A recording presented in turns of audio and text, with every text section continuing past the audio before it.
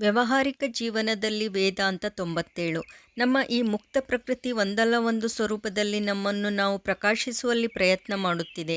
ಎಲ್ಲಿಂದ ಈ ಧ್ವನಿ ಬರುತ್ತಿದೆ, ಇದನ್ನು ತಿಳಿದುಕೊಳ್ಳುವಲ್ಲಿ ನಾವು ತಪ್ಪು ಮಾಡಿದ್ದೇವೆ. ನಾವು ಮೊದಲು ಯೋಚಿಸುತ್ತೇವೆ, ಈ ಧ್ವನಿ ಅಗ್ನಿ, ಸೂರ್ಯ, ಚಂದ್ರ, ನಕ್ಷತ್ರ ಅಥವಾ ಯಾವುದೋ ದೇವನಿಂದ ಬರಬಹುದು ಅಂತ.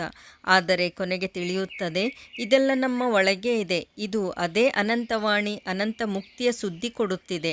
ಈ ಸಂಗೀತ ಅನಂತ ಕಾಲದಿಂದ ನುಡಿಯುತ್ತಿದೆ. ಆತ್ಮ ಸಂಗೀತದ ಸ್ವಲ್ಪ ಅಂಶ ಈ ನಿಯಮಬದ್ಧ ಬ್ರಹ್ಮಾಂಡ, ಈ ಪೃಥ್ವಿಯ ರೂಪದಲ್ಲಿ ಬದಲಾಗಿದೆ. ಆದರೆ ಮೂಲ ಸ್ವರೂಪದಲ್ಲಿ ನಾವು ಆತ್ಮ ಆಗಿದ್ದೇವೆ ಮತ್ತು ಚಿರಕಾಲದವರೆಗೂ ಆತ್ಮ ರೂಪದಲ್ಲೇ ಇರುತ್ತೇವೆ. ಒಂದು ಶಬ್ದದಲ್ಲಿ ವೇದಾಂತದ ಆದರ್ಶ ಏನು ಎಂದರೆ ಮನುಷ್ಯನನ್ನು ಅವನ ವಾಸ್ತವಿಕ ಸ್ವರೂಪದಲ್ಲಿ ತಿಳಿದುಕೊಳ್ಳುವುದು. ಮತ್ತು ನಿನ್ನ ಸಹೋದರ ಮನುಷ್ಯನ ವ್ಯಕ್ತ ಈಶ್ವರನ ಉಪಾಸನೆ ಮಾಡಲು ಆಗದಿದ್ದರೆ ಯಾವುದು ಅವ್ಯಕ್ತ ಆಗಿದೆ ಆ ಈಶ್ವರನ ಕಲ್ಪನೆ ಹೇಗೆ ಮಾಡುತ್ತೀಯಾ?